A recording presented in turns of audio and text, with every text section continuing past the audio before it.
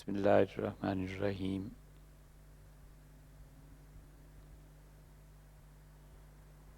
انسانی وجود کے تین اجزاء ہیں۔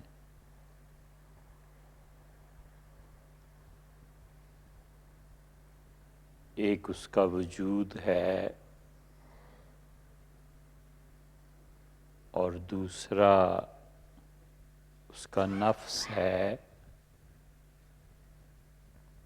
اور تیسرا حصہ روح ہے۔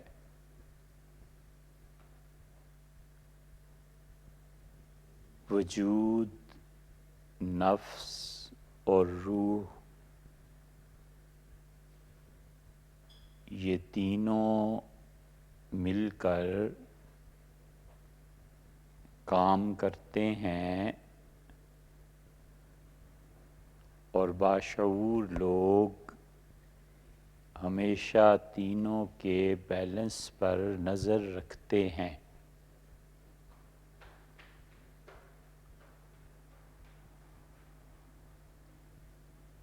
اور جس چیز کا غلبہ ہو جائے اس غلبے کے اسباب اور وجوہ تلاش کرتے ہیں۔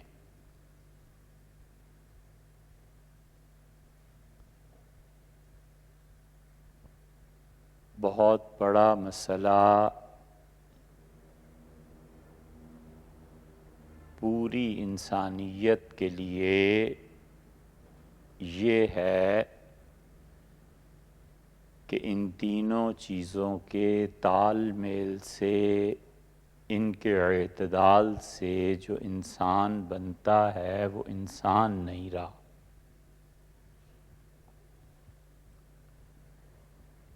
امت کا رونا اور امت مسلمہ کے زوال کے اسباب اور ان کا علاج تجویز کرنا اب ایک فرسودہ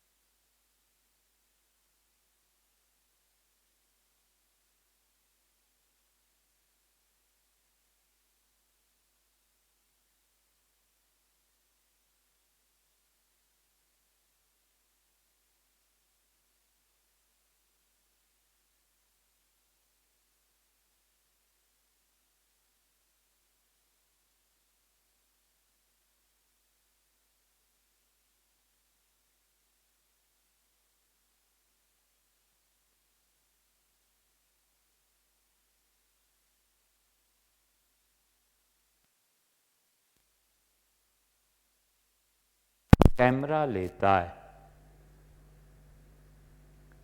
انسانی ذہن دونوں طرح کا کام کرتا ہے،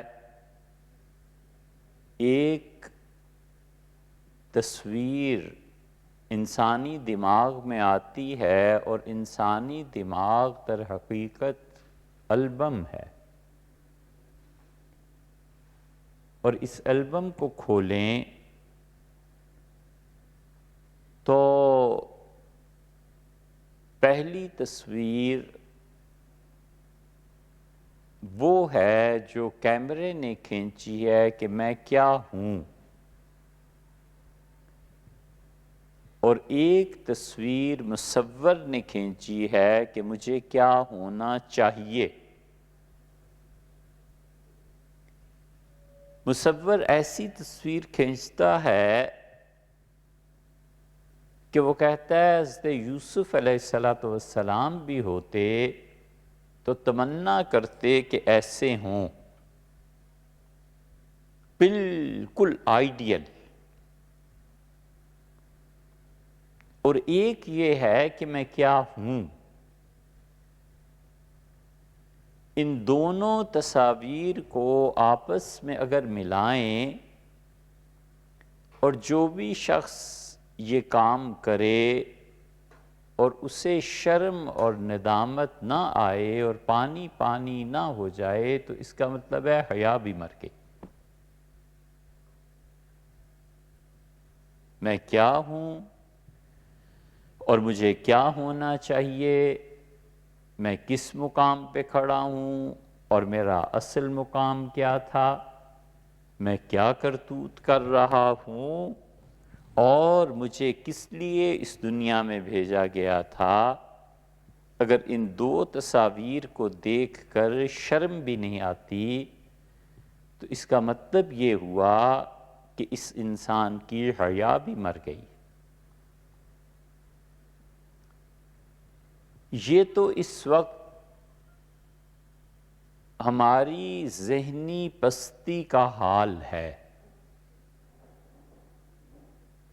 گاہے گاہے باز خاں این قصہ پاری نہ را، کبھی کبھی پرانے قصے کو پڑھنا چاہیے تاکہ سبق تازہ رہے، کبھی کبھی آئینہ دیکھنا چاہیے کہ انسان اپنی حقیقت تک پہنچے۔ اور اس ذہنی پستی کی وجہ سے ہم اتنے گر گئے کہ کوئی خیال ایسا نہیں ہے جس کی خوشی میں ہم رات بھر سو نہ سکے، کوئی چیز ایسی نہیں ہے جو ذہنی طور پہ اس بلند سطح کی ہو کہ ہم نے علم کی تحقیق کی دنیا میں دریافت کی ہو اور ہم صدیوں تک چھا جائیں کہ یہ ہے وہ چیز جو میں نے دنیا کو دی ہے، اس لیے کہ ذہن کی پستی اوپر اٹھنے ہی نہیں دیتی۔ جس آدمی نے بجلی ایجاد کی تھی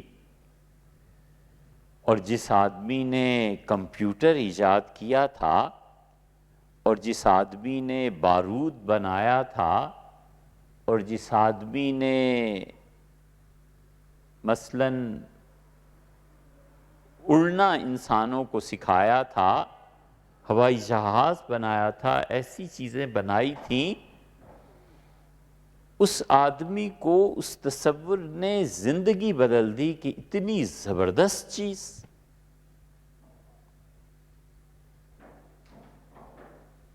ارشمیدس کے متعلق کہتے ہیں کہ وہ نہا رہا تھا اور اس نے ایک اصول دریافت کر لیا اور اس نے اپنی زبان میں کہا بار بار کہ ارکا ارکا، میں نے پا لیا، میں نے پا لیا۔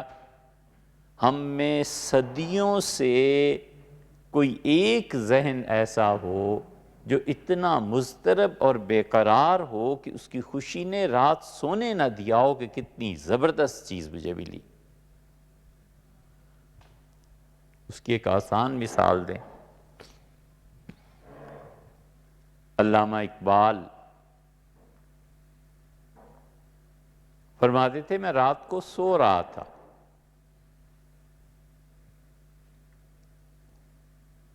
اور کسی نے مجھے اٹھایا، بابا سفید لمبی داڑھی، اور مجھ سے کہا فوج تیار کرو۔ یہ واقعہ شاید 1916 کا ہے، تاریخ میں لکھا ہوا ہے، سن آگے پیچھے ہو جائے کوئی حرج نہیں، دیکھ لیجئے گا، تاریخ کی بات ہے۔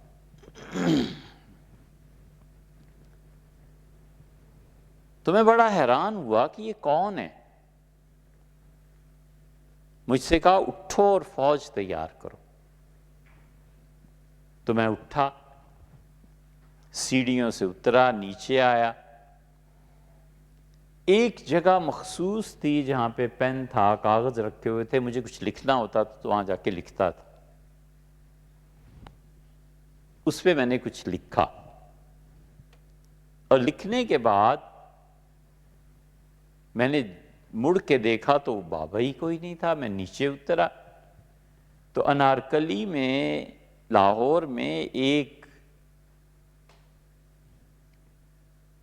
سپاہی کھڑا تھا، تو میں نے اس سے پوچھا کہ بابا جی کہاں گئے؟ تو اس نے کہا کون بابا؟ میں نے کہا ایک سفید داڑھی والے بزرگ آئے تھے، یہیں ابھی نیچے اترے ہیں۔ تو اس نے کہا کوئی نہیں آیا اور نہ کوئی اترا۔ جا کے سو گیا، اور صبح جب اٹھا تو مجھے خیال آیا یہ میں نے خواب دیکھا تھا۔ لیکن نیچے جا کر جب اپنی تحریر دیکھی اور کاغذ قلم اپنی جگہ سے ہٹے ہوئے دیکھے تو خیال ہوا کہ یہ تو امر واقعہ ہے۔ تو اب میری سمجھ میں آئی نہیں کہ بات کیا ہے، تو میں نے لاہور سے گاڑی لی اور سیالکوٹ پہنچا۔ والد زندہ تھے، ان کے والد بڑے صوفی تھے، انہوں نے اپنے اس بچے کو سلسلہ قادریہ میں بیعت کرایا تھا۔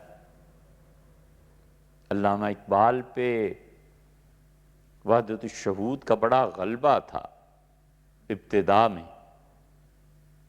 وحدت الوجود کے نام سے گھبراتے تھے۔ ایک واقعے میں آیا ہے، کسی آدمی نے ان سے ذکر کیا تو 4 قدم اچھل کے پیچھے ہو گئے کہ کہیں وجودیوں کا سایہ نہ پڑ جائے۔ لیکن آہستہ آہستہ آہستہ آہستہ وہ وجود کی وحدت کی طرف سفر کرتے رہے۔ وفات سے پہلے وہ بہت قریب ہو گئے تھے اس چیز کے، اسی لیے پھر انہوں نے رجوع کیا، یا رجوع کا لفظ تو غیر مناسب ہے، اسی لیے پھر وہ آئے ہیں چشتیوں کے سلسلے کی طرف۔ ان کے والد بہت بڑے صوفی تھے۔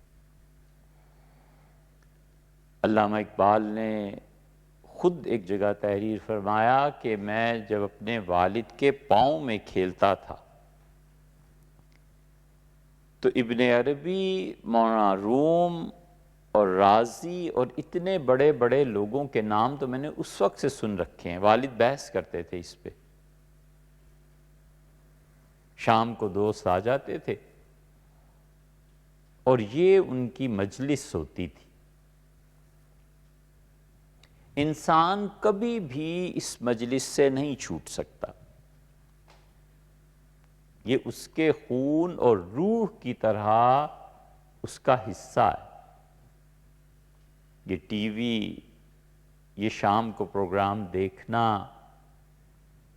کہانیوں کا سننا اور سنانا، یہ اسی کی ایک جدید شکل ہے۔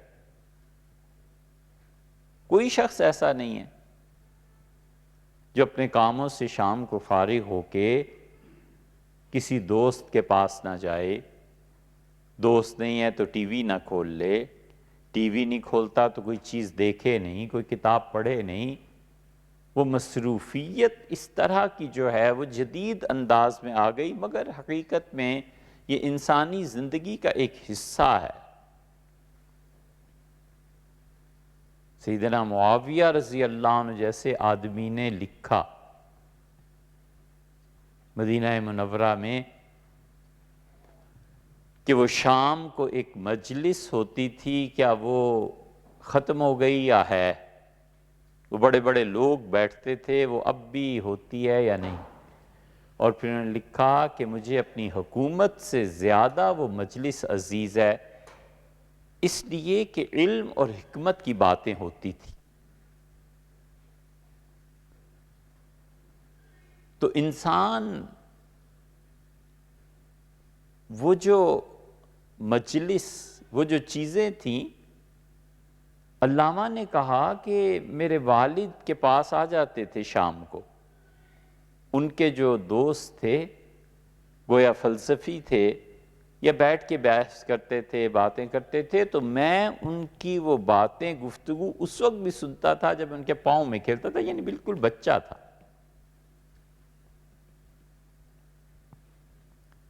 ذہنی پستی کا یہ حال ہے کہ مجھے کیا ہونا چاہیے اور میں کیا ہوں، ان دونوں تصویروں کو آپس میں ملائے، اور اگر شرم نہیں آتی تو اس کا مطلب ہے ڈوب گیا ہے، شرم بھی نہیں رہی، حیا بھی نہیں رہی۔ یہ ذہنی وجود کی پستی ہے، اور ایک ہے ذہن کی پستی، اور ایک ہے خود اپنے وجود کی پستی، وجود کا چھوٹا پن، اور وجود کی گراوٹ کا سب سے بڑا ثبوت انسان کی خود غرضی ہے۔ جو شخص دوستی جیسے بڑے رشتے میں بھی پہلے دن متعین کر لے کہ مجھے اس سے کیا نفع پہنچ سکتا ہے، اس سے گھٹیا سطح اور کیا ہوگی۔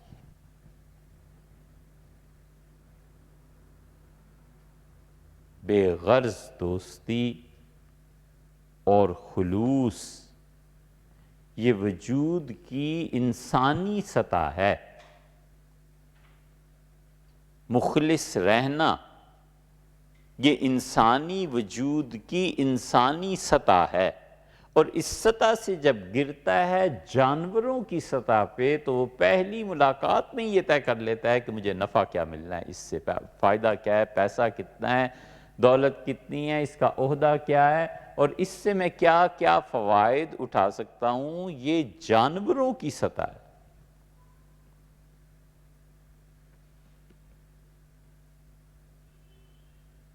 مجموعی اعتبار سے اتنے گرے ہیں، اس لیے اس امت میں، مسلمانوں میں وجود کی گراوٹ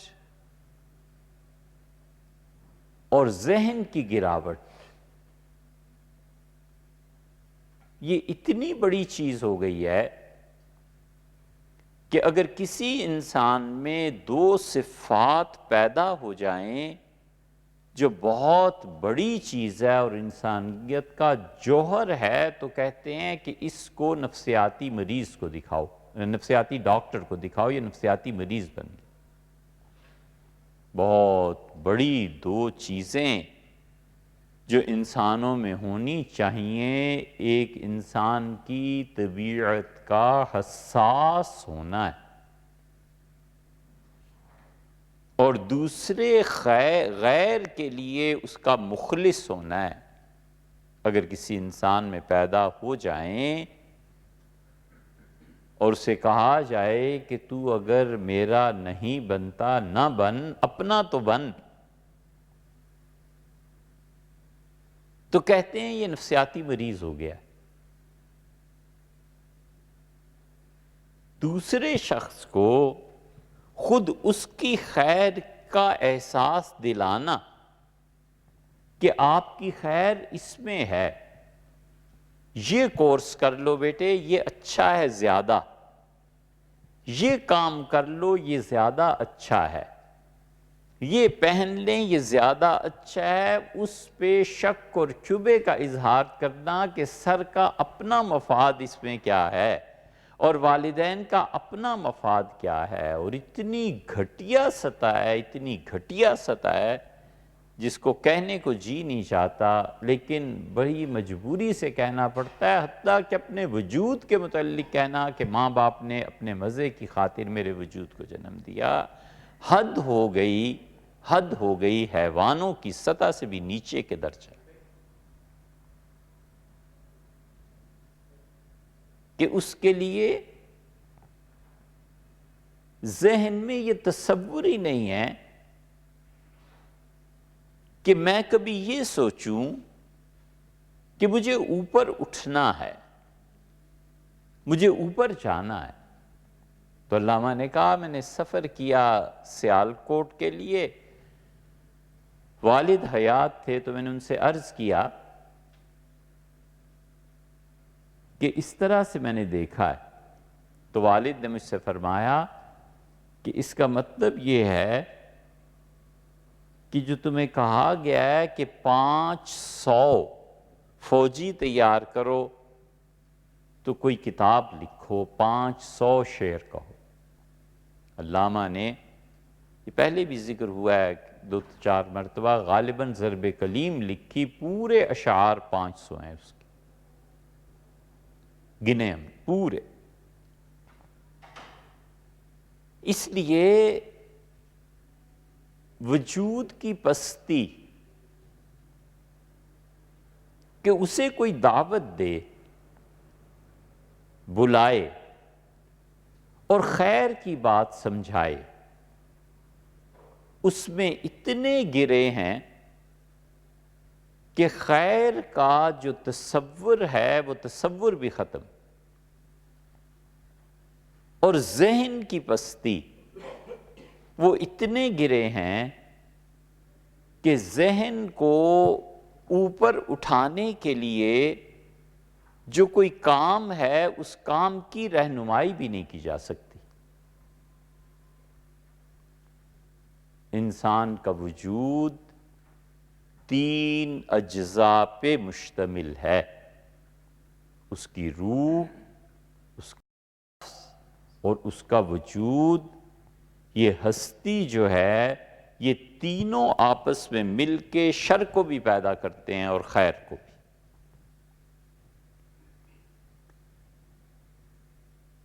اس لیے وہ جو سنتے ہیں ہم ان سے کہتے ہیں، باقیوں سے نہیں۔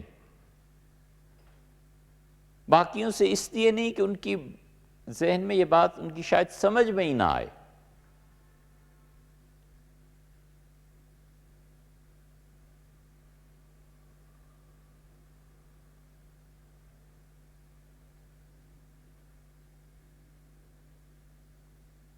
لوگوں کو بلند سطح کی طرف دعوت دینا، یہ انبیاء علیہ السلام کی نیابت ہے۔ فَلَنُحْيِيَنَّهُ حَيَاةً طَيِّبَةً، اور ہم انہیں بہت پاکیزہ زندگی مہیا کریں گے۔ اس پاکیزہ زندگی کی طرف کھینچنا اور انسانوں کو یہ سمجھانا کہ وہ اپنے وجود کی پستی سے نکلیں اور اپنے ذہن کی پستی سے بھی نکلیں۔ اس وقت مسلمانوں کا حال یہ ہے کہ وہ اس کو سمجھ بھی نہیں سکتے، کرنا تو دور کی بات ہے۔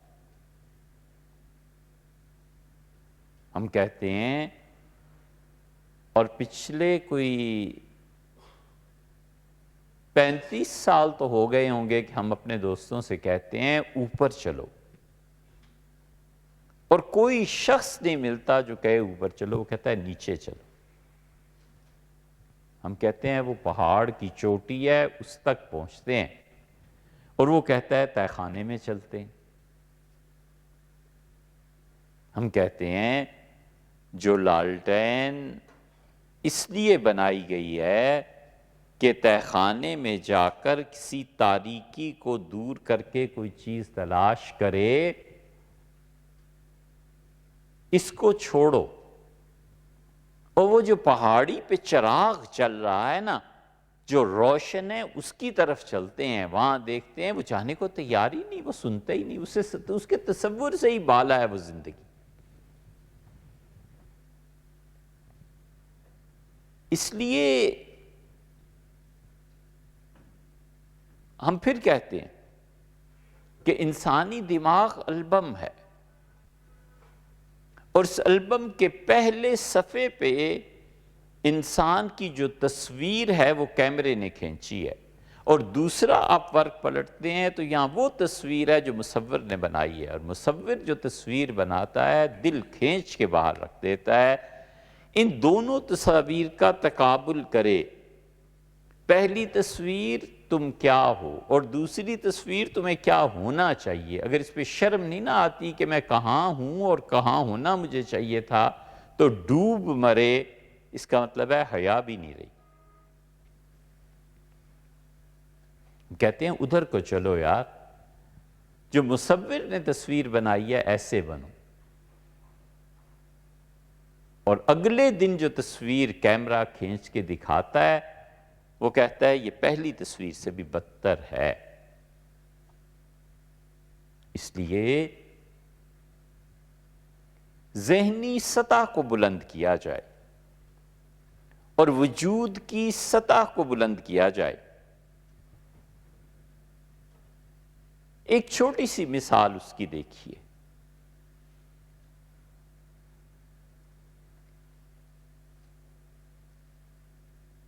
کہ وہ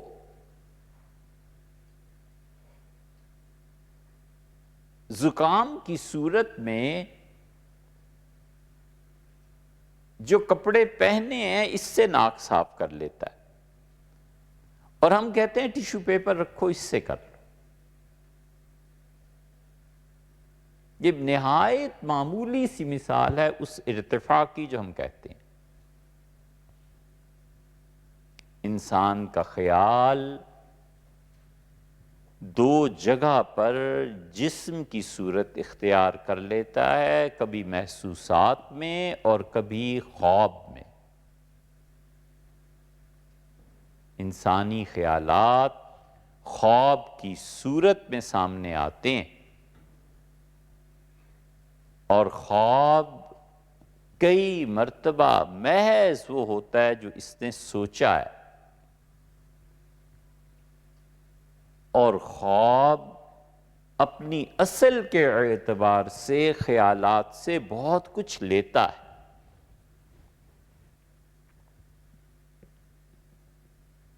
اصل تو کیا میسر آتا، وارث میسر نہیں آئے۔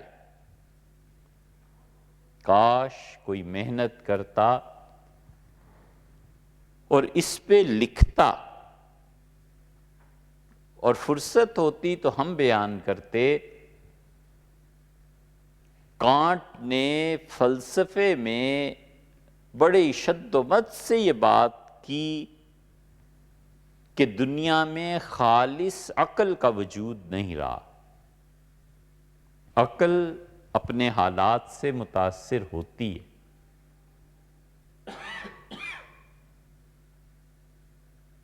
وہ زندہ ہوتا یا ہم اس کے زمانے میں ہوتے تو بتاتے کہ اس پہ ایک اضافہ حضرت مجدد رحمۃ اللہ علیہ نے کیا ہے۔ حضرت مجدد الفسانی رحمۃ اللہ علیہ نے آپ سے پہلے یہ لکھا کہ دنیا میں خالص کشف اور خالص عقل کا وجود نہیں رہا۔ کشف اپنے حالات سے متاثر ہوتا ہے، اور وجود انسان کی عقل میں، عقل اپنے حالات سے متاثر ہوتی۔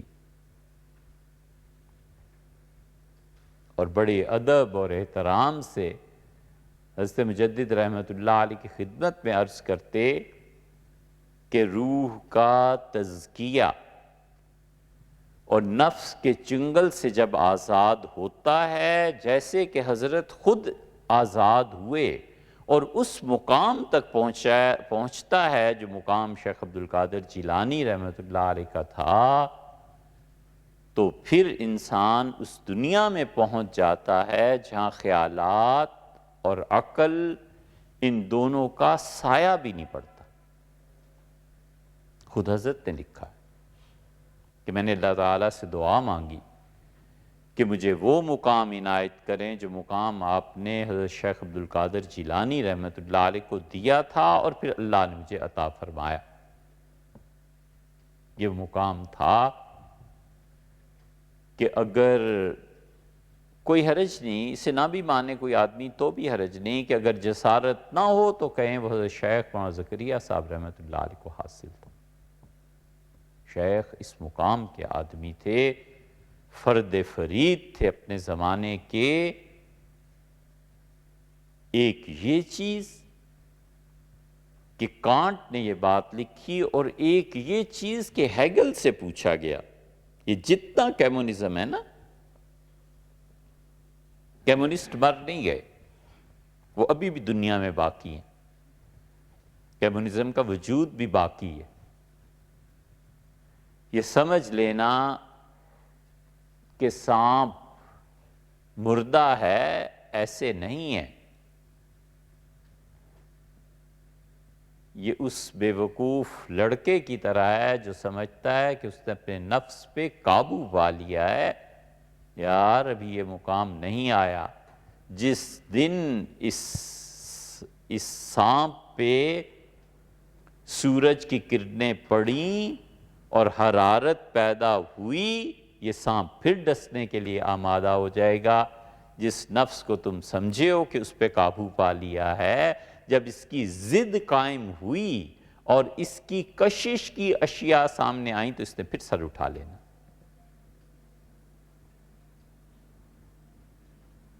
کمیونزم کی تہ میں ہیگل کا فلسفہ ہے، اور ہیگل سے پوچھا گیا کہ زندگی میں سب سے بڑا کام، اس نے کہا ایکچوئل اور ریئلائز کرنا۔ جو ریئلائزیشن ہے اس کو ایکچوئلزم میں تبدیل کر دو، اور جو ایکچوئل ہے اس کو ریئلائز کروا دو۔ کمال ہے، کمال ہے، آفرین ہے اس پہ۔ ہیگل زندہ ہوتے تو ہاتھ چوم لیتے، کمال کی بات۔ لیکن اس سے بڑا ایسا آدمی تھا کہ ہیگل کو کہتے اس کے پاؤں چوم لو، اور وہ ملا صدرہ تھا۔ ملا صدرہ نے اس سے بھی پہلے بات یہ کہی۔ ملا صدرہ کمال کا آدمی تھا۔ ہمارے ہاں ذہنی پستی کا یہ حال ہے کہ اس لیے اسے نہیں پڑھنا کہ شیعہ تھا، اس لیے اس پہ اعتراض کرنا ہے کہ شیعہ تھا۔ دودھ لانے والا چونکہ میلے کپڑے پہنے ہوئے ہے، اس لیے ہم دودھ نہیں پئیں گے۔ ہے کوئی طریقہ؟ یہ ذہنی پستی کی ایک حد ہے۔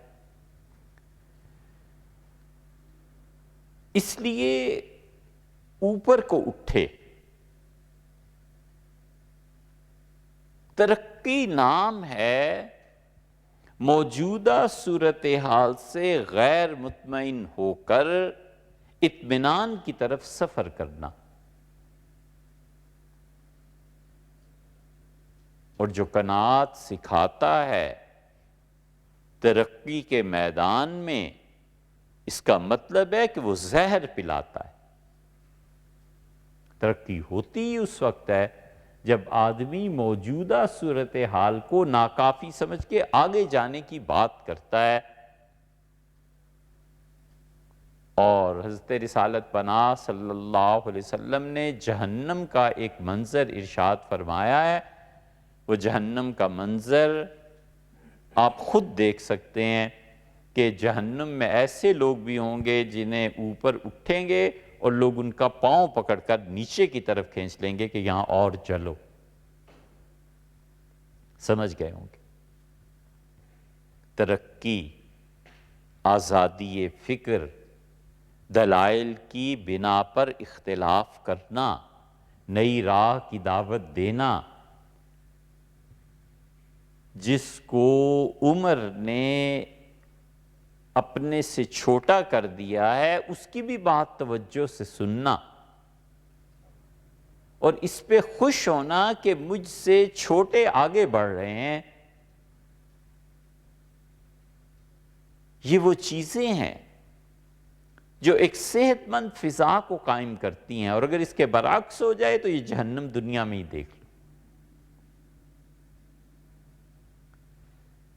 اس لیے انسان کی تنزل خاص طور پہ اس امت میں ایک ذہن کی پستی ہے، اور ایک اس کے خود اپنا اپلفٹ نہ ہونا ہے، اور اس کے لیے یہ سبق نہ ملنا ہے کہ اوپر اٹھو، جس چیز کو تم آخری سمجھ چکے ہو یہ آخر نہیں ہے۔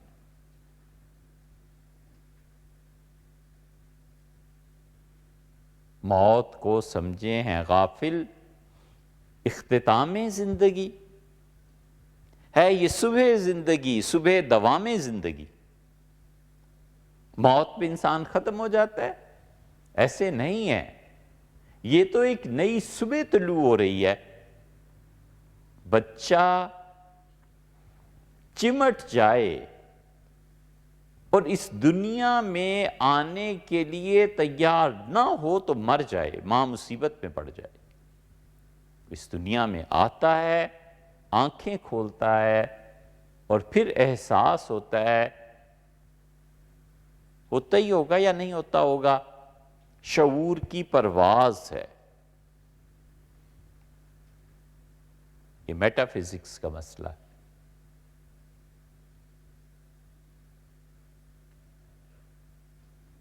شعور جب ترقی کرتا ہے تو مستقبل ماضی کی گرفت کرتا ہے۔ شاہ ولی اللہ محدث دہلوی رحمۃ اللہ علیہ جیسے قابل اعتبار آدمی نے لکھا ہے، پچھلے 300 سال میں کسی شخص پہ پوری طرح یہ قبا سجتی ہے، اور کسی شخص پہ یہ تاج رکھے جانے کی جس کے سر پہ قابل ہے، وہ سر اور وہ جسم شاہ ولی اللہ رحمۃ اللہ علیہ کا ہے۔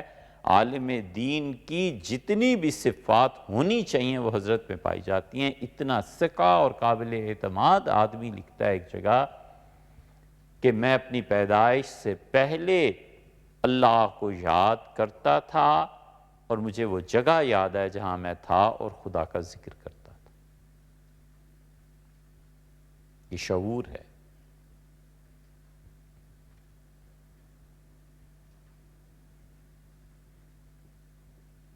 بچپنا، پتہ نہیں غالباً میڈیکل میں اب یہ کہتے ہیں کہ بچے کا دل سب سے پہلے ہوتا ہے، دھڑکنے لگتا ہے، یا جو بھی مرکز وہ مانتے ہوں گے، اس سے بھی پیچھے ہے۔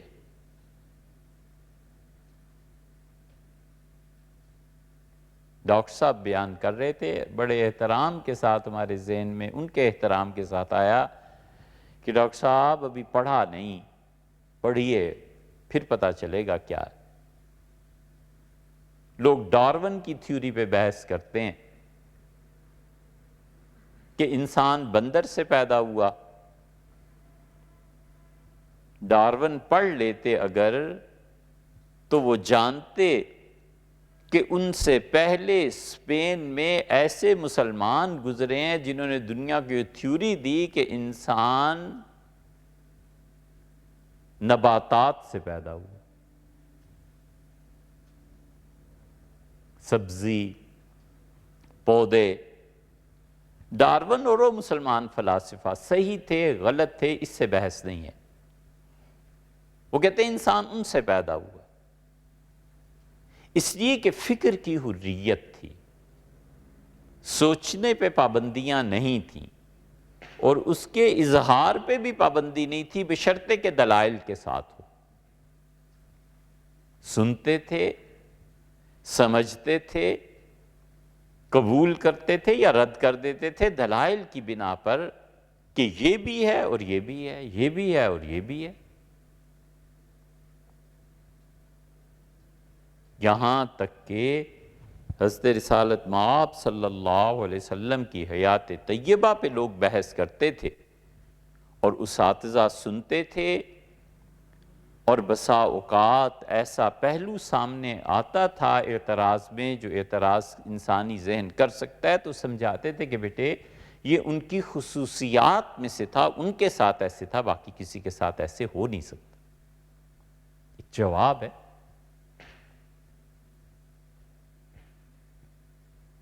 اس حریت فکر پہ پابندی، اپنے مخالف کی دلیل کو سمجھ کے اسے تھپڑ مارنا بغیر سمجھے، سمجھنا تو پھر بھی کوئی دماغ چاہیے نا، بغیر سمجھے، چونکہ وہ میری سنی ہوئی مسلمہ چیز کے خلاف ہے، گالی دینا، پتھر مارنا، جلا دینا، جلوس نکالنا، جلسے کرنا، یہ سب ایسی چیزیں ہیں جو مجموعی طور پہ قوم کی ذہنی پستی کی خبر دیتی ہیں کہ جس چیز کو وہ دلائل کے ذریعے نہیں منوا سکتے، اس چیز کو وہ ظلم کے ذریعے منوانا چاہتے ہیں، اور دنیا ان کی غلام نہیں ہے، یہ ظلم نہیں چلتا، کوئی نہیں مانتا اور کوئی نہیں سنتا۔ مذہب کا جبر اور دین کا استبداد اور لوگوں پہ بلا وجہ پابندیاں، یہ در حقیقت جس چیز کو پروموٹ کرتی ہیں وہ سیکولرزم ہے۔ مذہب کا جبر کبھی بھی مذہب کو نافذ نہیں کرتا، مذہب کا جبر جتنا بڑھے گا اتنا سیکولرزم پھیلے گا۔ ذہنی پستی اور وجود کی پستی، ہم کہتے ہیں اس سے نکلو، آگے چلو۔ حساس ہونا انسانی زندگی کی بہت بڑی صفت ہے۔ خیر کو دوسرے کے لیے طلب کرنا بہت بڑی چیز ہے۔ ہم اس جہان کی دعوت دیتے ہیں جہاں پر بڑے آئیڈیا کی وجہ سے انسان سو نہ سکے، بڑی بات کی وجہ سے انسان اپنی زندگی قربان کرنے کو تیار ہو جائے۔ بابر بادشاہ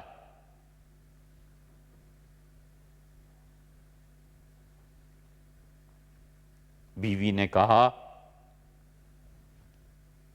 کہ آپ کو سب کی فکر رہتی ہے اور ہمایوں کی طرف سے غافل ہیں آپ، اور ہمایوں کی طرف کوئی توجہ نہیں دیتے۔ اس سے کہا جتنی ہمایوں کی محبت میرے دل میں ہے نا، تمہیں پتہ نہیں ہے میں اپنے اس بیٹے کو کتنا عزیز سمجھتا ہوں۔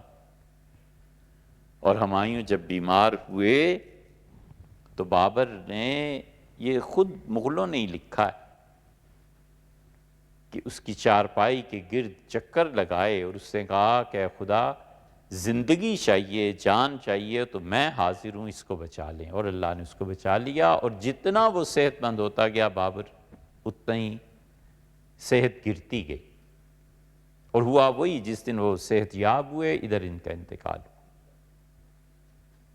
بڑی چیز ہے، بڑی چیز ہے کہ انسان کا ذہن کسی ایسی چیز کو طلب کرے جس کی طلب میں اس کو اپنی زندگی کا نچھاور کر دینا کم درجے کا سودا لگے۔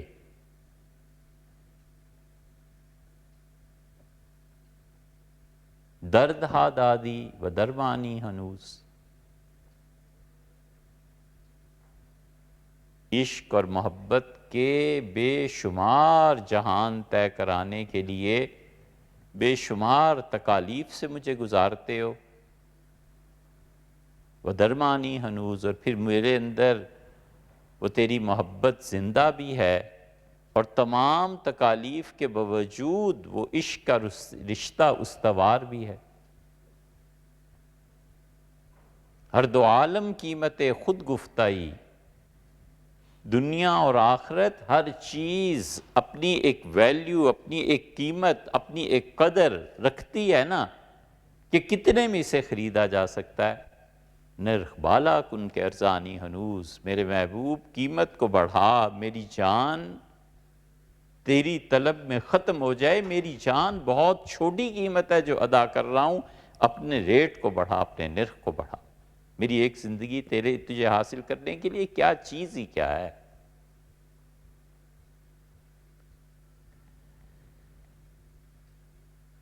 اس پستی کی سطح سے اٹھنے کے لیے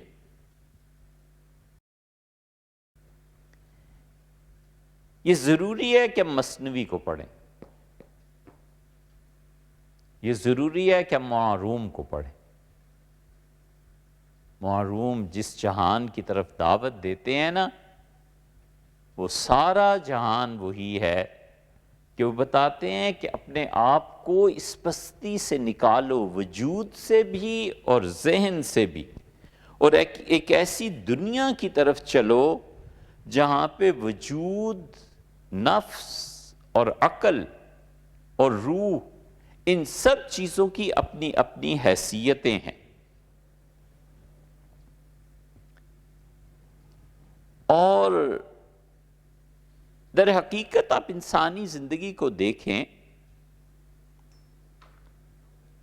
تو روح، نفس اور جسم، یہ تینوں ایک دوسرے پہ غلبہ پانے کی کوششیں ہیں بس۔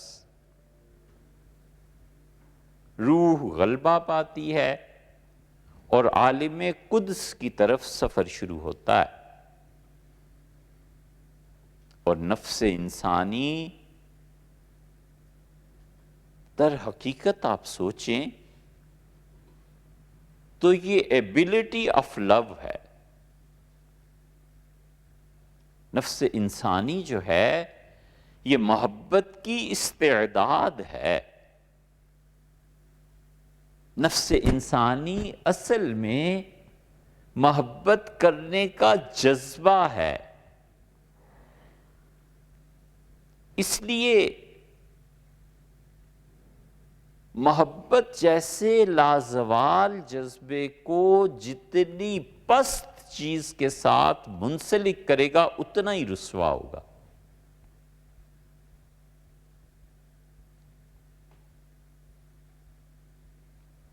نفس جو ہے یہ محبت کی استعداد ہے جو اللہ نے ہر جان میں رکھی ہے۔ جتنا بلند سطح پر لے جائے گا اتنا ہی کامیاب اور کامران ہوگا، اور جتنی پست سطح پہ لے جائے گا اتنا ہی رسوا ہوگا۔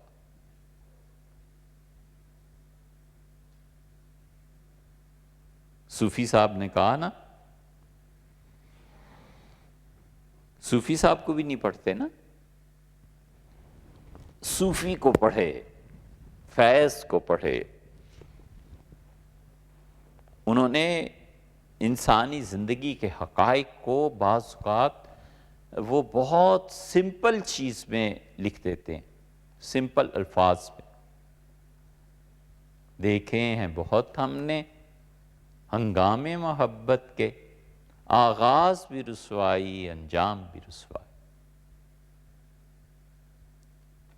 ہیرے جیسی نایاب چیز کو گدھے کے سر پہ رکھ دیتا ہے تاکہ میرا گدھا باقی گدھوں سے ممتاز رہے۔ محبت جیسے لازوال جذبے کو حقائق سے پھیر کے صورتوں کے ساتھ منسلک کرتا ہے،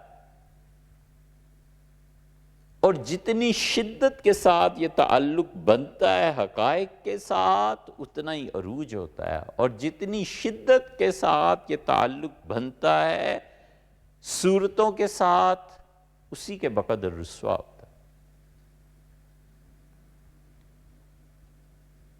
تیرے کوچے ہر بہانے ہمیں دن سے رات کرنا، کبھی اس سے بات کرنا، کبھی اس سے بات کرنا، یہ محبتیں ہی تو ہیں، کہ تعلق ہی تو ہے، یہ نفس کی استعداد ہے۔ اس لیے یہ جتنا میڈیا دکھاتا ہے نا، اور اپنی زبان میں وہ فرض اور واجب قرار دیتا ہے کہ ایک محبوبہ ہونی چاہیے، اور اب تو اس سے بھی بڑھ کر فرض قرار دیتا ہے کہ چاہے اس کے 2 بچے بھی ہوں تو بھی وہ محبوبہ اور محبوب ہونے چاہیے۔ یہ جو کچھ دکھاتا ہے یہ انسانی نفس کی استعداد کو برباد کرتا ہے، کہتا ہے ان کے ساتھ جوڑو صورتوں کے ساتھ، اس لیے کہ اسے خود پتا ہو کہ یہ لازوال جذبہ حقائق کے ساتھ مربوط ہونا چاہیے۔ وہ جانتا نہیں ہے، اگر اس نے مثنوی پڑھی ہوتی تو وہ جانتا کہ نفس انسانی کی استعداد اللہ نے محبت کی رکھی، ایک وہ نہیں جانتا اور ایک یہ خارجی نہیں جانتے۔ یہ خوارج جو ہیں جن کی بنا نفرت پہ اٹھی ہوتی ہے، اس سے بھی نفرت ہے، اس سے بھی نفرت ہے، یہ بھی بدگمانی ہے، یہ بھی بدگمانی ہے۔ بدگمانی اور یقین، جہاں سے یقین پھوٹتا ہے اسی جگہ سے بدگمانی پھوٹتی ہے۔ بدگمانی میں اس چشمے میں نیلے رنگ کو ملا دو تو پانی نیلا ہوتا رہے گا، اسے اپنی طبعی فطری حالت پر چھوڑ دو تو جو پانی بے رنگ ہے بے رنگ ہی آئے گا۔ اس لیے پست زندگی جب ہوتی ہے نا تو جسم اور روح کا ملاپ ہوتا ہے، اور اونچی سطح پہ پہنچ کے نفس اور روح کا ملاپ ہوتا ہے۔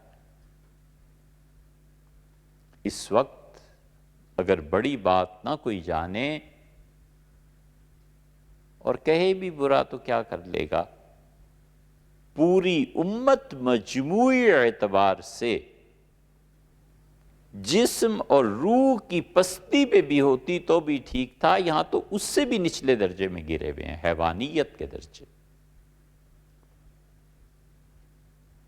دوستی، محبت جیسی چیز میں پہلی ملاقات میں ہی طے کر لیتا ہے کہ مجھے اس سے فائدہ کیا پہنچے گا،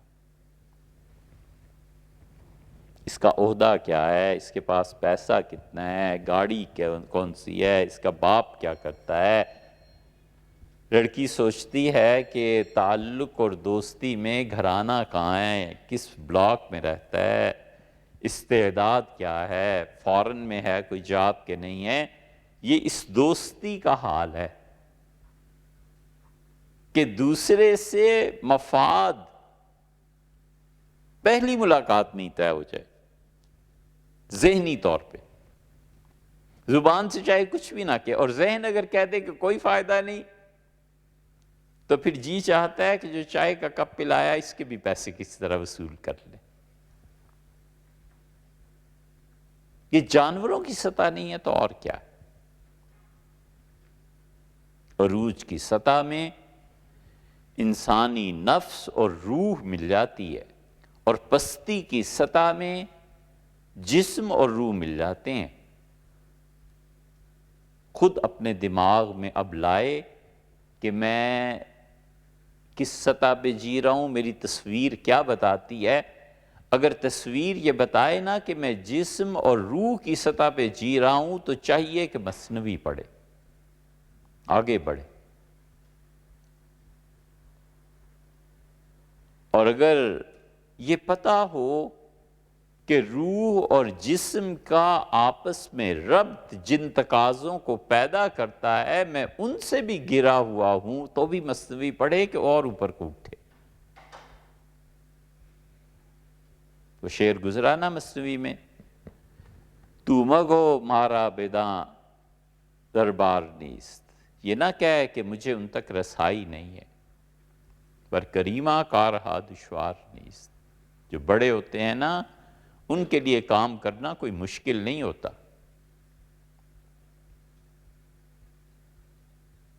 کوئی شخص پہنچتا نہیں ہے، پہنچایا جاتا ہے، اور کوئی شخص چلتا نہیں ہے، کھینچ لیتے۔ سلوک اور ہے اور جذب اور ہے۔ ایک سطح تک جانا پڑتا ہے، اور سطح کے بعد وہ خود کھینچ لیتے ہیں کہ ادھر آ جاؤ۔ اور جس دن وہ اپنی محبت سے قتل کر دیتے ہیں نا، بس اس کے بعد تو کوئی اس سے اوپر کی منزل ہے ہی نہیں۔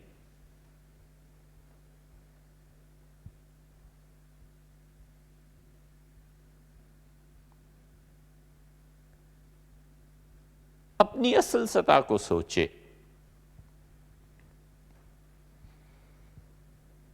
اس لیے یہ مولانا نے حکایت لکھی تھی نا جس کو ہم پڑھ رہے تھے،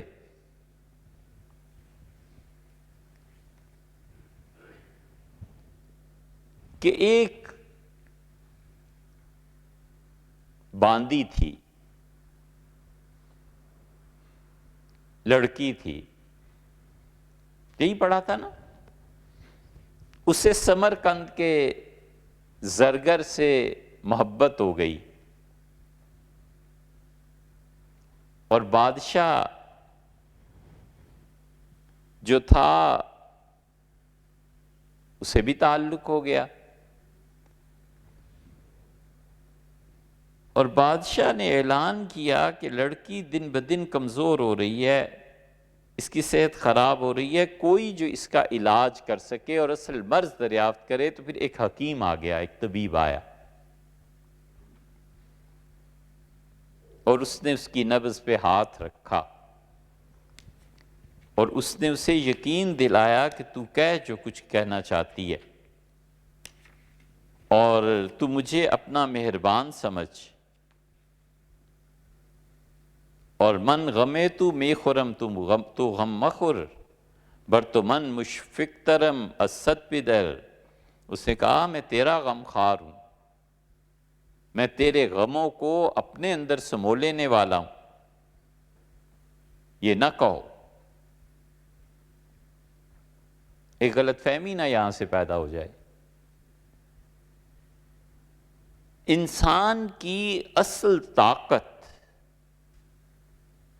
یہ نہیں ہے کہ وہ چیزوں کو اپنے اندر جذب کر لے۔ انسان کی اصل طاقت یہ نہیں ہے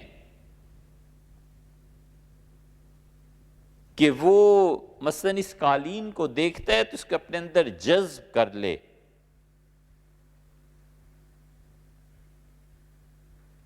یہ جذب مختلف سطحوں پہ ہوتا ہے۔ یہ سطح بھی ہوتی ہے کہ یہ میری ہو جائے چیز، یہ سطح بھی ہوتی ہے کہ اس کے پاس کیوں ہے، میرے پاس ہونا چاہیے، یہ سطح بھی ہوتی ہے کہ دل و دماغ پر چیز چھا جائے اور اس کے حصول کے لیے راستے تلاش کرے۔ اصل قوت یہ نہیں ہوتی کہ انسان چیزوں کو اپنے اندر جذب کر لے۔ انسان کی اصل طاقت اور قوت یہ ہے کہ وہ حقائق پر غالب آ جائے، چھا جائے۔ اصل طاقت یہ ہے انسان کی، اپنے آپ کو کسی کے حوالے کر دینا، یہ اصل طاقت ہے۔ اپنے وجود پہ چھا جاتا ہے، کسی کے حوالے کر دیتا ہے۔ صحابہ کرام رضی اللہ عنہم نے اپنے آپ کو حوالے کر دیا تھا رسول اللہ صلی اللہ علیہ وسلم کے۔ یہ اصل انسانی جوہر اور راز تھا کہ ہم آپ کے تابع ہیں، آپ کریں جو آپ نے کرنا۔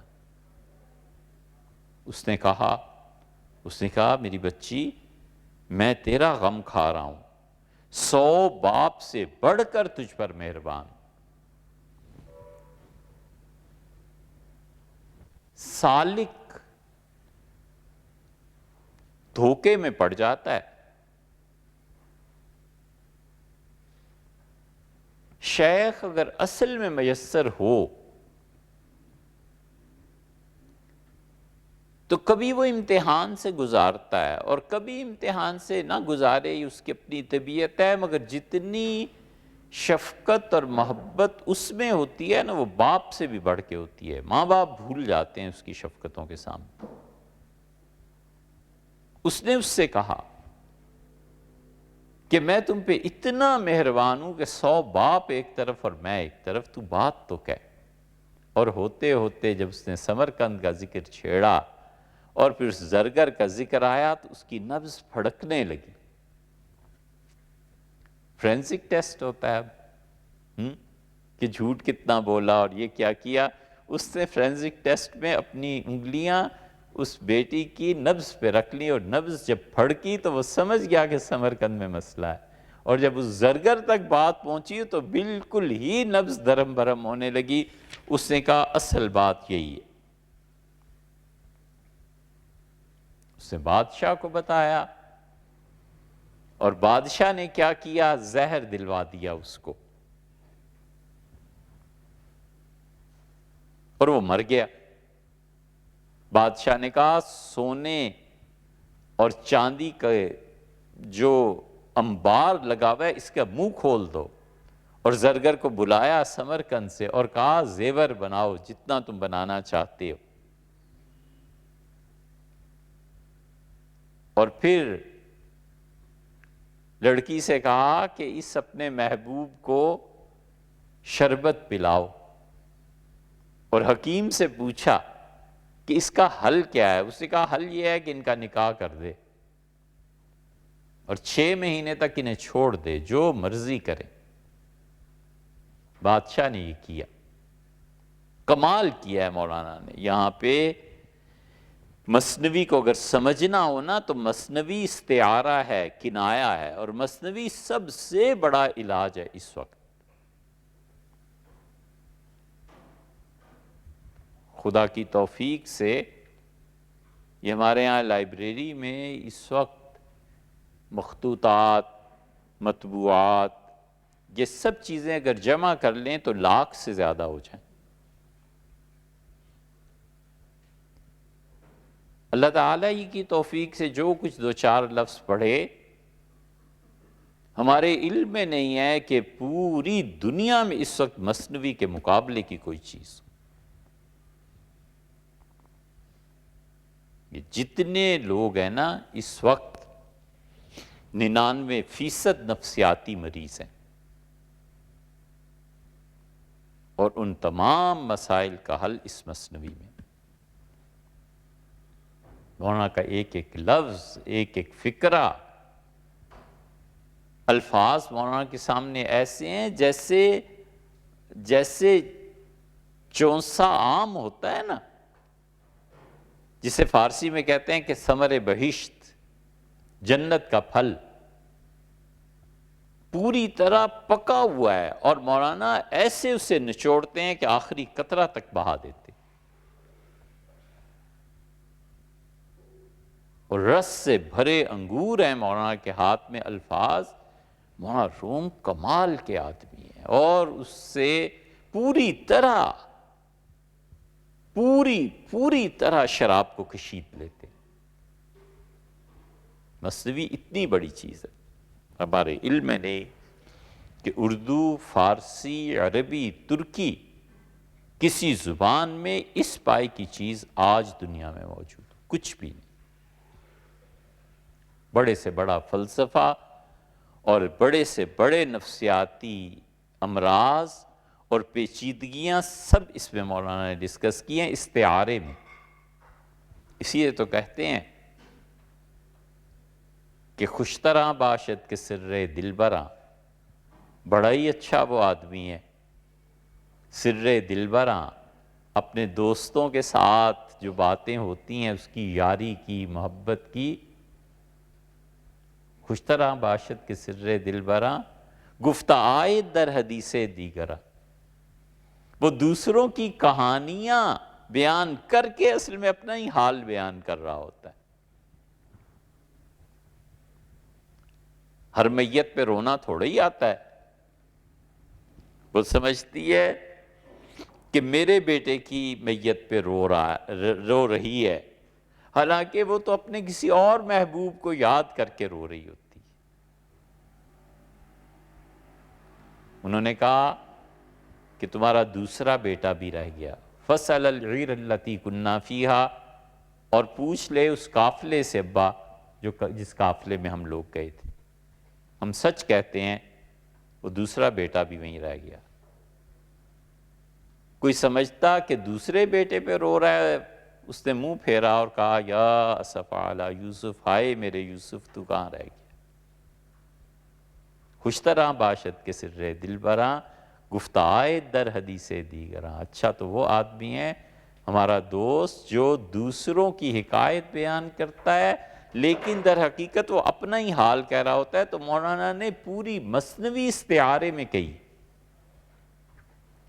استعارے میں بادشاہ جو ہے نا، اس سے پوچھا اس سے کہ حل کیا ہے، اس سے کہا نکاح کر 6 مہینے کے لیے چھوڑ دے، اس نے ایسے ہی کیا۔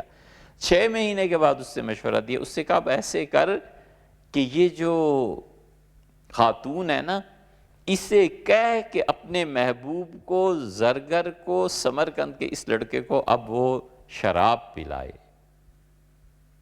اس نے بڑی خوش ہوئی کہ بادشاہ مہربان ہے، اور بادشاہ نے باورچی کو حکم دیا کہ اس شراب میں زہر ملا آہستہ آہستہ، اور وہ آہستہ آہستہ زہریلا شربت اس نے پینا شروع کر دیا، حتیٰ کہ اس کی جوانی زائل ہونا شروع ہوئی، چہرہ اس کا مرجھا گیا، رنگ بدل گیا، سب چیزیں ہو گئیں۔ تو اس لڑکی نے پناہ مانگنی شروع کی کہ یہ کون دیور بھوت ہے جو میری زندگی میں آ گیا ہے، میں تو اس سے نفرت کرتی ہوں، اور وہ مر گئے۔ جب وہ مرا، لڑکی آزاد ہو گئی، نفرت اسے پہلے ہی سے پیدا ہو گئی تھی۔ یہ بادشاہ نے جو مارا نا، مولانا نے استعارہ رکھا ہے، بادشاہ سے مراد لی ہے روح۔ کیا ٹائم ہو رہا ہے؟ آذان کا؟ اچھا، بادشاہ جو تھا وہ روح، اور انسان کا نفس جو ہے نا یہ وہ لڑکی ہے، اور جسم جو ہے یہ وہ زرگر ہے۔ روح بادشاہ ہے، انسان کا نفس وہ لڑکی ہے، اور جسم بادشاہ، جسم وہ زرگر ہے۔ اور وہ جو طبیب آیا تھا دانا، مولانا کہتے ہیں کہ یہ وحی ہے، اس کی مان کے چلو۔ جب اس کی مان کر چلو گے تو پھر اس جسم کا بھی علاج ہو جائے گا اور روح کا بھی علاج ہو جائے گا۔ اور وہ جو بادشاہ نے مارا وہ ظلم کر دیا، اس نے مار دیا، قتل کر دیا۔ کہتے ہیں کہ تو مگو مارا بیداں شہبار نیست، بر کریمہ کا رہا دشوار نیست۔ تو یہ نہ کہے کہ میری رسائی اس تک مشکل ہے، بر کریمہ کا رہا دشوار نیست۔ جو کریم ہوتے ہیں نا، بڑے ہوتے ہیں، ان کے لیے کوئی مشکل نہیں ہوتی۔ روح کا سب سے بڑا مقصد اس تک آدمی پہنچتا نہیں ہے، پہنچایا جاتا ہے۔ جذب خود سے کھینچ کے لے جاتا ہے۔ درمیان آن کے کشتنے مرد زر گر، با اشارہ الہی بود نہ بخیال باطل۔ اب میں اس بات کو بیان کرتا ہوں کہ وہ جو زرگر کو بادشاہ نے مروا دیا نا، یہ بادشاہ نے نہیں مروایا، یہ اصل میں اللہ کا حکم ایسے ہی تھا۔ کشتنے آمرد بردست حکیم، نئے پہ امید بود و نئے زبیم، خیال باطل کو لائیں۔ کیا عنوان قائم کیا ہے کہ دیکھو جو اشارہ اللہ کی طرف سے ہو اس کے تحت اس نے قتل کیا تھا، یہ اس کا باطل خیال نہیں تھا۔ دونوں کو ایک دوسرے کے مقابلے میں لائے ہیں، اشارہ الہی اور خیال باطل۔ اس کا مطلب یہ ہوا کہ ہر وہ خیال جو اصل حقیقت تک نہیں پہنچاتا وہ باطل ہے۔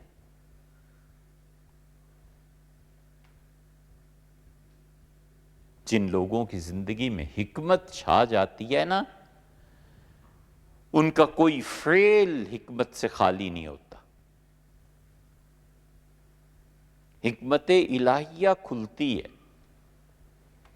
اور حکمت الہیہ کی کنجی زہد ہے۔ اگر کوئی شخص چاہے کہ اس پہ حکمت کھلے، تو یاد رکھو حکمت کی چابی زہد ہے، اور زہد نام ہے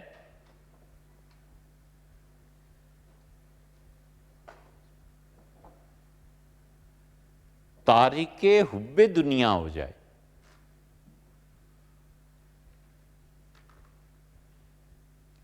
زہد یہ نہیں ہے کہ ہم نے اپنے شیخ سے سنا رحمہ اللہ، کمال کا جملہ کا، ایسا جملہ جس کی شرح میں کتاب لکھی جا سکتی ہے۔ وہ اس طرح برجستہ بات کرتے تھے، اس طرح عمومی زندگی میں بھی ایسے ایسے جملے کہتے تھے کہ ہم جیسے لوگ تو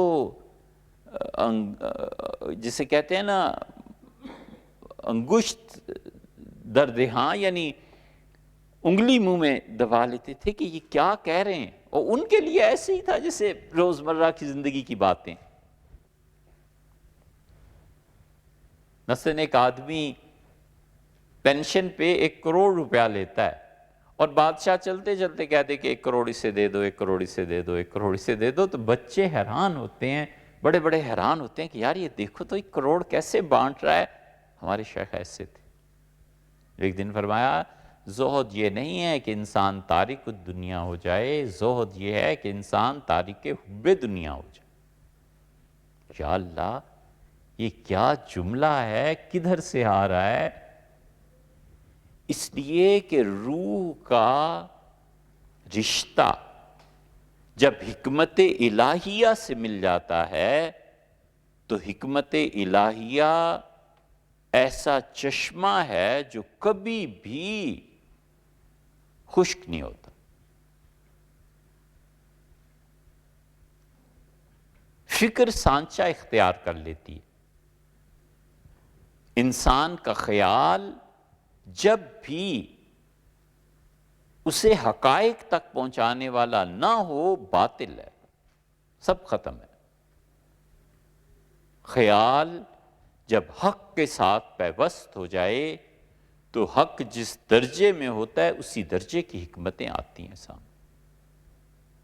خیال زبردست قوت ہے، خیال کو اوپر اٹھائے، اور قوت خیال جتنی پست چیزوں کے ساتھ ملوث ہوتی ہے اتنی ہی پستی کا اظہار پھر زبان سے اور اعمال سے ہوتا ہے۔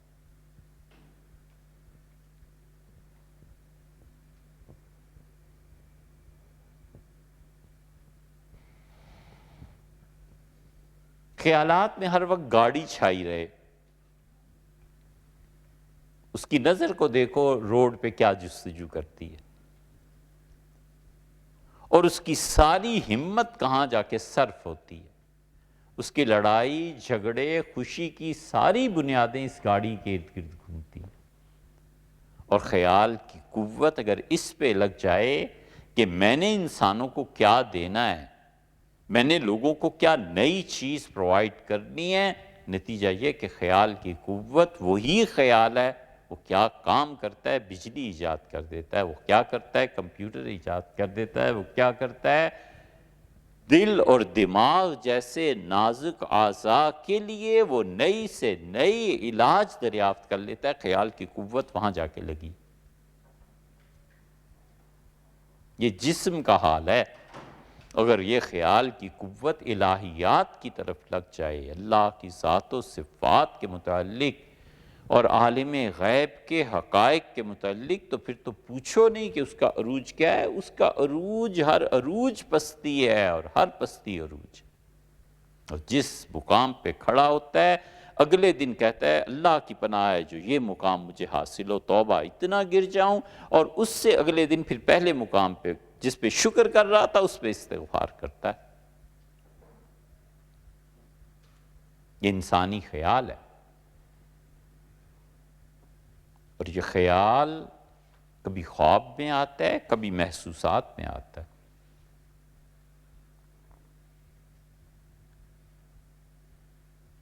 محسوسات میں ایسے آتا ہے بڑی نازک بات۔ خیال پہ کوئی چیز چھا جائے، کسی کی محبت خیال میں اس طرح غلبہ حاصل کر لے جیسے خاتون کپڑے پہ رنگ چڑھانے کے لیے اسے رنگ میں ڈبوتی ہے نا، تو کپڑے کا ایک ایک تار اس رنگ میں گھر جاتا ہے۔ جب کسی کی محبت ایسی غالب آ جائے نا، تو کبھی کبھی یہ خیال کی قوت غلبہ پاتی ہے اور انسان اپنے وجود سے دستبردار ہو جاتا ہے اور تھوڑی دیر کے لیے اسی کا وجود رہ جاتا ہے، اس عالم میں ہاتھ کاٹتا ہے، دانت کاٹتا ہے کہ وہ کہاں، میں کہاں ہوں، کچھ بھی نہیں، میں نہیں ہوں، وہی ہے۔ یہ عالم محسوسات میں ہوتا ہے، اور کبھی عالم محسوسات میں یہ ہوتا ہے، مثلاً وزیر اعظم ہے، کسی آدمی کے رگ و ریشے میں یہ سما جائے نا کہ میں وزیر اعظم ہوں،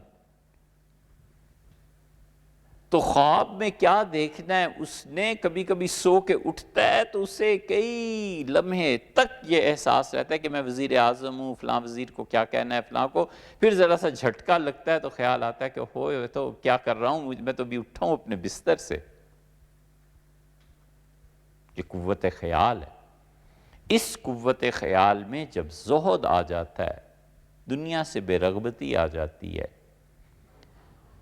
اس کے لیے بھوک اور پیٹ کا بھرا ہونا دونوں برابر ہو جاتے ہیں، اس کے لیے کوئی پرکشش چیز دنیا میں ایسی نہیں رہتی جو حقائق کی دنیا سے اسے پھیر سکے، تو پھر اس پہ حکمت کی پہلی سیڑھی کھلتی ہے۔ یہ جو حدیث میں آیا ہے نا کہ تم میں سے کوئی شخص 40 دن روزے رکھے اور پھر اس میں وہ حرام کی غذا نہ کھائے، تو اللہ اس کی زبان پہ حکمت کے چشمے جاری فرما دیتا ہے۔ وہ اسی لیے ہے کہ 40 دن میں انسان کی حالت بدل جاتی ہے۔ اب تو یہ بھی کہتے ہیں کہ بچے کی پیدائش میں ہر 40 دن کے بعد پھر اس کی حالت بدلتی چلی جاتی ہے، اسی لیے خدا نے 3 چلے، 4 اشہر و شہر، 4 مہینے اور 10 دن، کتنے ہوئے؟ 3 چلے ہی ہوئے۔ اللہ نے اسی لیے عدت میں بھی یہی رعایت رکھی ہے 40 دن کی، اور اسی لیے اللہ نے اس جگہ بھی کہا ہے کہ موسیٰ علیہ السلام آئے تھے ہم سے ملنے کے لیے 30 دن کے لیے، فَتَمَّ مِیقَاتُهُ میقات ربہ، اس کے پروردگار نے 10 دن اور بڑھا دیے اور کہا 40 دن ہمارے پاس رہو۔ وہ 40 دن میں نفس انسانی کی جو کیفیت بدلتی ہے نا، اب اس پہ تو بحث نہیں ہو سکتی، اللہ خود یہی کہتا ہے۔ اب اس پہ بحث کا مطلب تو پھر یہ ہوا کہ خدا کے احکامات پہ اللہ نے اس میں حکمت کی بات بیان کی کہ 40 دن ہم نے پورے کر لیے تھے موسیٰ علیہ السلام کے لیے۔ کیا شخص تھا یار، کیا نبوت تھی، اور کیا خدا کے ساتھ تعلق تھا۔ کلم اللہ موسیٰ تکلیما، اور اللہ موسیٰ علیہ السلام نے اللہ سے باتیں کی۔ ایک ہے وحی کا آنا نبی کو، الگ بات ہے، ایک ہے کہ جب اس کا جی چاہے خدا سے باتیں شروع کر دے اور خدا اس کو جواب بھی دے۔ ہاٹ لائن، کوئی معمولی بات ہے کہ بندہ جا رہا ہے اور اس نے اللہ سے بات شروع کی اور اللہ نے جواب دینا شروع کیا کہ یہ ہے اور یہ ہے اور یہ ہے۔ یہ مرتبہ آدم علیہ السلام کو حاصل تھا۔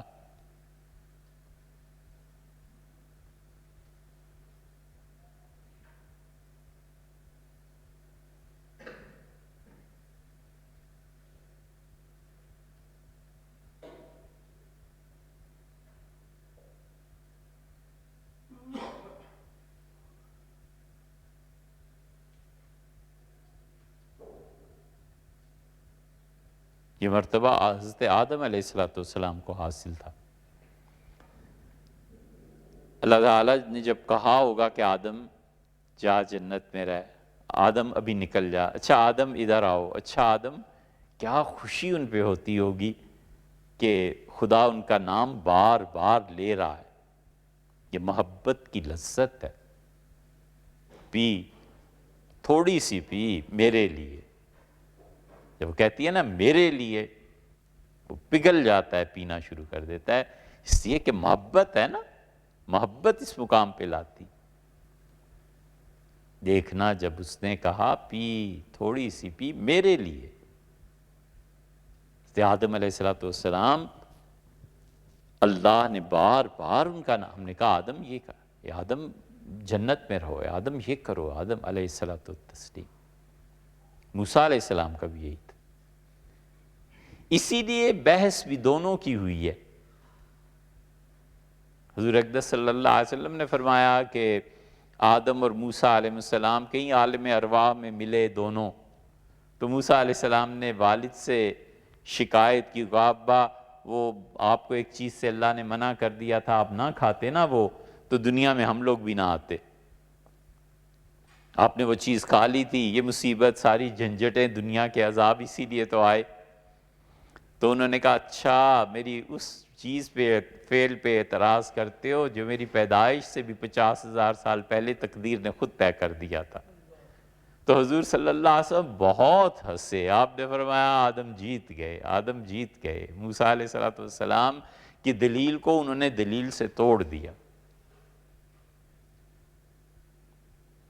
اس لیے جو زہد ہے نا، یہ کھلتا ہے اس 40 دن سے۔ اسی لیے شاہ ولی اللہ رحمۃ اللہ علیہ 20 شعبان سے وہ جو لے کے آخر تک اعتکاف کرتے تھے رمضان کے، یہ ایک ظاہری سبب تھا، اور ظاہری اسباب میں روح ایک جگہ تک پہنچتی ہے، یہ ضروری ہے، اور روح جب اس مقام پر پہنچتی ہے تو اس کے بعد روح کا اپنا چلنا نہیں ہوتا، وہ خود کھینچ لیتے۔ تو مگو مارا بیداں شہبار نیس، یہ نہ کہو کہ مجھے ان تک پہنچنا دشوار ہے، بر کریمہ کا رہا دشوار نیس۔ جو بڑے ہوتے ہیں نا، ان کے لیے کام مشکل نہیں ہوا کرتے۔ کشتنے آ مرد بردستے حکیم، اس مرد کو جو طبیب نے اپنے ہاتھ سے مار دیا، نئے پہ امید و بودو نئے زبیم، تو وہ نہ کسی امید کی بنا پر تھا، نہ کسی خوف کی بنا پر تھا۔ ہوتا یہ ہے کہ تعلق کی بنیاد ہمیشہ دو چیزوں پہ وابستہ ہوتی ہے، یا خوف ہوتا ہے یا امید ہوتی ہے، تیسری کوئی بنیاد نہیں ہوتی۔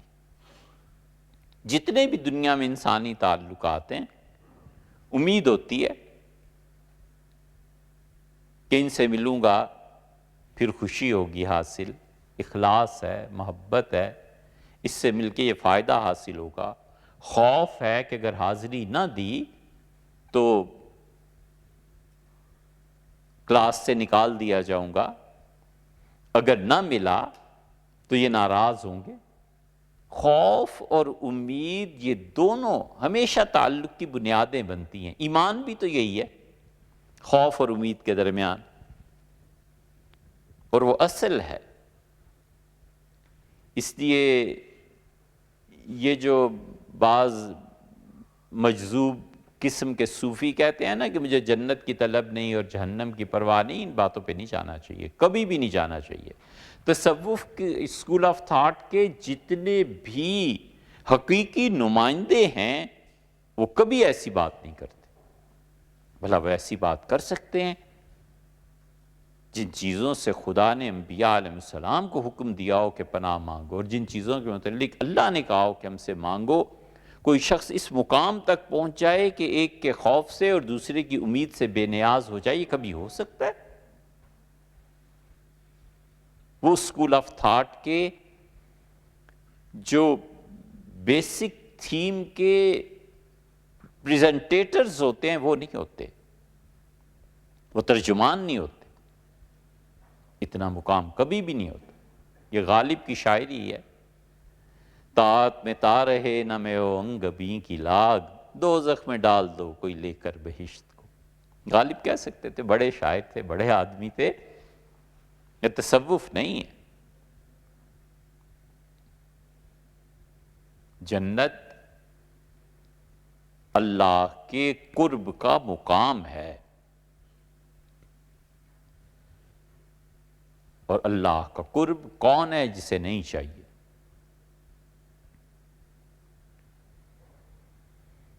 بہت بڑی بات ہے۔ اس لیے وہ کہتے ہیں کہ وہ جو انہوں نے مارا نا، اسے قتل کر دیا، تو بادشاہ کو کوئی خوف تھوڑا ہی تھا۔ اب وہ بادشاہ کی تعریف کرتے ہیں جس بادشاہ نے مروایا ہے اس کو۔ اسی لیے پچھلی مرتبہ جو پڑھا تھا نا، اس پہ انہوں نے عنوان بھی باندھا تھا، اور آگے چل کر جو عنوان پھر باندھا ایک جگہ پہ، بلکہ ادھر ہی تھا، انہوں نے یہ کہا کہ تم بادشاہ سے بدگمان نہ ہونا، کہ بادشاہ نے اس لڑکی کو حاصل کرنا تھا، اس کی کوئی خواہش تھی، اس لیے اس کانٹے کو درمیان میں سے نکال دیا، یہ مت سوچو، یہ تمہاری بدگمانی ہے۔ بادشاہ کی تعریف کرتے ہیں، روح کی۔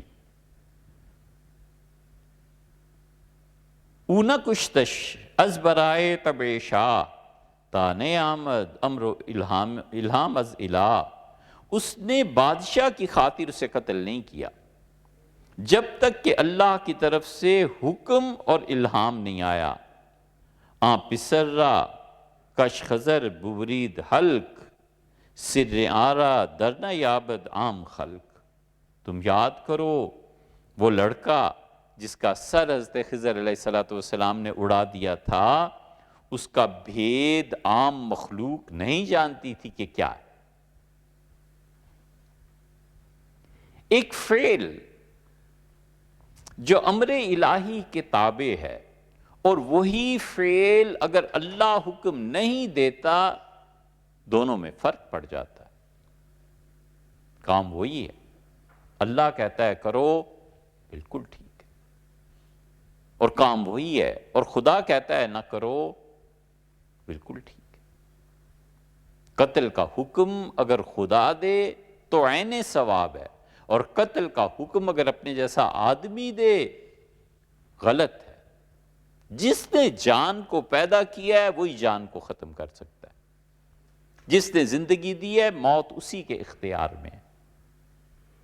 زندگی وہ دے اور اپنے پاس سے قتل کر دے، یہ جرم ہے۔ اور وہ موت دینا چاہے اور یہ اس کی بقا کے لیے تمنا کرتا رہے، یہ بھی ایک جرم ہے، سوائے دعا کے۔ اس لیے انہوں نے کہا بادشاہ کی خاطر سے قتل لی۔ بادشاہ کو اس سے کیا خوف تھا؟ بادشاہ کو کون سا اس زرگر سے کچھ لینا تھا؟ دونوں میں بہت فرق ہے، اور تم نے اس کو سمجھنا ہو تو دیکھو وہ جو لڑکا قتل کیا گیا تھا نا خضر علیہ السلام نے، وہ حکم الہی کے تحت تھا۔ اللہ کا ایک حکم ہے بھئی، وہ جو فقہ کی صورت میں ہم دیکھتے ہیں، یہ جتنے مجتہدین اجتہاد کرتے ہیں نا، یہ در حقیقت اللہ کے حکم تک پہنچنے ہی کی کوشش ہے۔ اس لیے اس کوشش میں اگر وہ خطا بھی کر بیٹھے، لغزش کھا جائے، تو بھی خدا اسے ثواب دیتا ہے کہ اس نے کوشش تو بہرحال کی۔ اور اگر وہ کوشش کرنے کا اہل ہی نہ ہو اور خام خواہ دخل دینے لگے تو پھر سزا بھی ایسی ملتی۔ دو چیزیں اللہ نے مستثنیٰ کی ہیں جو عقل انسانی سے ماورا ہیں۔ عقل اس کی حکمت تک نہیں پہنچتی۔ اللہ کا قانون حیات کا ہے، موت کا نہیں۔ خدا زندگی کو پسند کرتا ہے، موت کو ایسے نہیں۔ اور اللہ تعالی عزت ان چیزوں کو برقرار رکھتا ہے، ذلتوں کو نہیں۔ دو چیزیں خدا نے مستثنیٰ کر دیں۔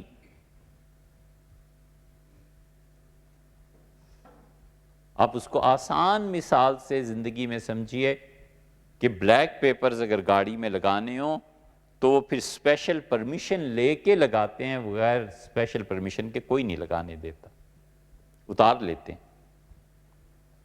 اسپیشل پرمٹ خدا نے جاری کیا 2 چیزوں کے لیے، ادروائز کوئی صورت نہیں تھی۔ ایک جانوروں کے ذبح کے لیے، کوئی وجہ نہیں ہے کہ انسان محض اپنی لذت کی خاطر ایک جان کو قربان کر دے۔ بکری کی جان بھی ہے جان ہی، زندگی ہی تو ہے، انسان کی زندگی بھی زندگی ہے، چونٹی کی زندگی بھی ہے تو زندگی، اس کو کیوں ختم کیا جائے؟ اس زندگی کو، اس زندگی ختم ہونی ہے تو اللہ نے اسپیشل اجازت دی کہ اچھا بھئی ہم تمہیں عام قانون سے مستثنا کرتے ہیں، ذبح کر سکتے ہو، وگرنہ ذبح کی کوئی صورت نہیں۔ اسی لیے تو رسول اللہ صلی اللہ علیہ وسلم نے ساری زندگی شکار نہیں کیا، نہ ہی اسلام شکار کو زیادہ کوئی اچھا قرار دیتا ہے، بس اجازت تھی کہ جانوروں کو ذبح کر سکتے ہو۔ اس لیے رسول اللہ صلی اللہ علیہ وسلم نے شکار کا گوشت بھی کھایا بھی دی ہے، شکار کرنے کی حضرت انس رضی اللہ عنہ کو اجازت دی تھی۔ وہ خرگوش کا شکار کر کے لائے تھے تو رسول اللہ صلی اللہ علیہ وسلم نے خرگوش کا گوشت کھایا ہے، احادیث میں آیا ہے کئی جگہ پہ، لیکن کبھی نہیں خود کیا۔ وجہ اس کی یہی ہے، حکمت، کہ زندگی اصل ہے اور موت چاہے وہ جانور کے لیے ہے، انسان کو اجازت نہیں ہے کہ کسی کو موت۔ اور دوسرے نکاح کسی مرد و عورت کے لیے یہ سرے سے درست ہی نہیں ہے کہ وہ کسی کے ساتھ بھی ایسا تعلق قائم کرے۔ وَلِعِیَاذُ بِاللَّہ، اگر نکاح نہ ہو تو بھی تو وہی چیز ہے جو نکاح کے بعد ہے، دونوں میں فرق کیا ہے؟ کچھ بھی نہیں۔ یہ کبھی بھی جائز نہیں ہو سکتا تھا، کبھی بھی نہیں۔ لیکن اللہ کو پتا تھا کہ انسان صبر نہیں کر سکے گا، اس لیے ان دونوں چیزوں کے لیے اسپیشل پرمٹ دیا گیا کہ اچھا یہ تم کر سکتے ہو، اور اسی لیے اسی حکمت کے تحت واجب قرار دیا کہ لوگوں کے سامنے ہونا چاہیے، بغیر کسی عذر کے، مجبوری کے، تنہائی کے نکاح کو پسند نہیں کیا گیا۔ عذر اور مجبوری ہو تو الگ بات ہے، اس کی اجازت دی ہے، لیکن اسی لیے کہا ہے کہ دف بجاؤ، لوگوں کو جمع کرو، لوگوں کو اطلاع ہونی چاہیے کہ یہ تعلق قائم ہوا ہے، ورنہ اس کی کیسے اجازت دی جا سکتی تھی؟ اس لیے بادشاہ نے جو قتل کروا دیا نا، مولانا نے بڑی اچھی مثالیں اس کی دی ہیں۔ وہ کہتے ہیں تم بدگمان نہ ہو، یہ بدگمانی کا کرنا یہ اصول فطرت کے خلاف ہے۔ اب فطرت کو جوڑتے چلے جائیں، کتنی چیزیں آپ کو ملیں گی۔ ہم نے کئی مرتبہ یہ بیان کیا، ذہین بچہ فطری طور پہ نا محنتی نہیں ہوتا، ذہین ہوتا ہے نا 2-4 مہینے پڑھ لیا بس یہ جا وہ جا ختم، اور ایک بیچارہ سال بھر پڑھتا رہتا ہے، وہ کہتا ہے یار تم کیا پڑھتے ہو، تم ہم سے زیادہ اچھے نمبر لے جاتے ہو، ذہین ہے یا حافظہ ٹھیک ہے اس کا۔ ذہین بچہ قوت حفظ میں کمزور ہوتا ہے، دماغ ٹکتا نہیں نا ایک جگہ، وہ 1 سیکنڈ میں ہیرے کے 8 پہلو دیکھ لیتا ہے، 8 پہل ہے۔ اور جو بچہ ذہین نہیں ہوتا، رٹے کا ماہر ہوتا ہے، وہ ایک پہلو پہ رٹتا رہتا ہے تو حافظ بھی ہو جاتا ہے۔ رٹا ایک قوت ہے بس۔ اسی لیے کلاس میں کئی مرتبہ جو رٹو بچے ہوتے ہیں یہ نمبر زیادہ لے جاتے ہیں اور ذہین فیل ہو جاتا ہے۔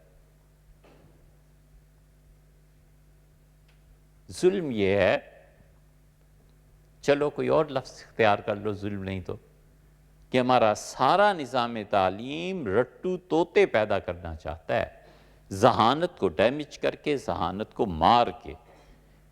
ذہین بچہ ایک فکرہ بدل کے دوسرا فکرہ لکھ دے تو ٹیچر کی خود سمجھ میں نہیں آتا کہ یا اللہ یہ کیا مصیبت ہے، کتاب میں میں نے یہ پڑھایا، یہ فکرہ۔ ارے حضرت وہ فکرہ اس سے بلندتر ہے جو آپ نے پڑھایا تھا، بچے نے اپنی ذہانت سے لکھ دیا، اپریشیٹ کیجئے اس کو، شاباش دیجئے۔ وہ کہتا ہے نہیں، جتنا میں نے جو لفظ کہنا وہی لفظ پڑھو بس۔ یہ دین میں بھی ہوتا ہے اور بدتر ہوتا ہے، اور دنیا میں بھی ہوتا ہے اور اس سے کم تر بدتر ہوتا ہے۔ دین میں اس سے زیادہ بدتر ہے۔ دین میں وہ اجتہاد ہے، وہ نئی چیز ہے، وہ نیا ایک پہلو سامنے رکھتا ہے۔ خوش ہونا چاہیے کہ یار دیکھو کیسی اچھی سوچ ہے، کیسی اچھی حدیث کی تشریح کی ہے، بشرطے کہ دیگر نصوص سے نہ ٹکراتی۔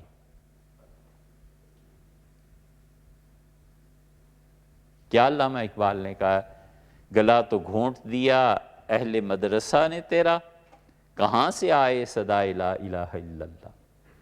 تو گھونٹ دیتے ہیں گلا، اس لیے کہ ہمارا پورا مدارس کا نظام تعلیم اس وقت اس کا محور اور مرکز شخصیات ہیں، خدا نہیں۔